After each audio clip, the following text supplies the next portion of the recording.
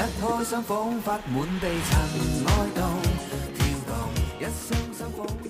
what is up everyone? It's Jason. I posted some videos of my daughter e-skating with me, and a lot of people ask me how old is my daughter, what kind of board does she ride, and what are the specs of this sport. Well, my daughter is 8 years old. She's been skating with me for more than 1 year. Yeah, it was not easy to find the right board for her. I got her some midi boards because I thought they are lighter, but midi boards are too unstable. Then she tried some longboards because people told me the longer the safer. But longboards just take too much to turn. They end up being too bulky, not maneuverable. So what kind of board does my daughter ride? It was not an expensive board, so I just bought another one. And let's do an unboxing and talk a little bit about this board.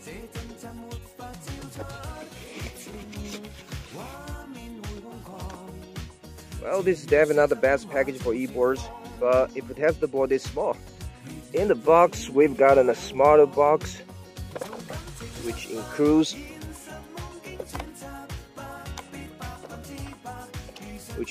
the charger, cable for the charger, remote, cable for the remote, skate tool, and instruction manual, and of course the board itself.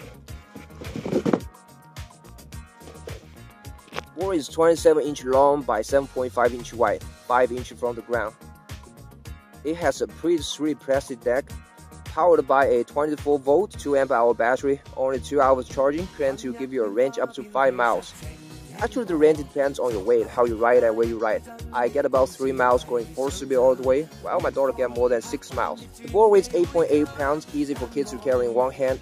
The distance between trucks is just perfect for my daughter. She feels super comfortable on it. The trucks turns easier than most boards. She can carve beautiful on it. On the other side of the board, you'll see the power button, charging port, and one wire running back to the motor. 72mm wheels, single hub motor with a top speed of 12.5 miles per hour. The speed is not so fast because the acceleration is super smooth, great for kids to learn about electric skateboards. Okay, now let's take it together with mode. Well, I'm not the biggest fan of the design, but I like the size. The throttle feels good, you push forward, go forward, and pull back to brake. No delay on the acceleration and braking. It has 3 speed mode here, low, medium, and high. Power button here. Turn on the remote, you'll see a green light here. And turn on the board. Hear the beep? Yeah, it has push to start. The green light flashes means the remote's paired to the board. Here's the reverse button.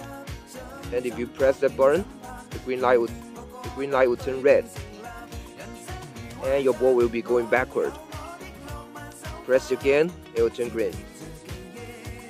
Here's the board's battery level indicator, and when your remote's battery level is low, you'll see a red light here. When the red light is on, you can still use the throttle to brake, but it won't accelerate your board when you push forward.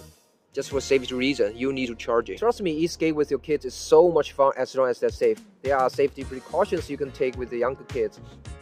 Setting a lower speed mode, finding a pretty flat surface to practice, making sure all gear is being used, and making sure they are right supervised are great ways to introduce a kid to e-skate. Overall, I think this board is really good for kids, but actually it's not only for kids.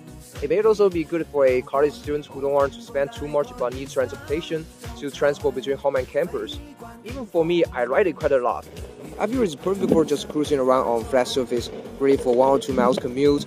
If I'm going to a restaurant, I can pick it up super easily, one-handed, put it under the table. It just looks like a normal skateboard.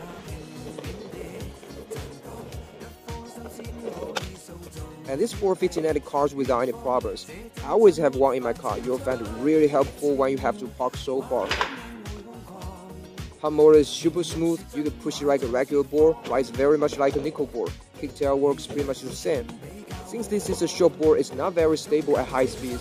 12.5 miles per hour may feel slow on longboards, but it's pretty fast for a kid to go on this board.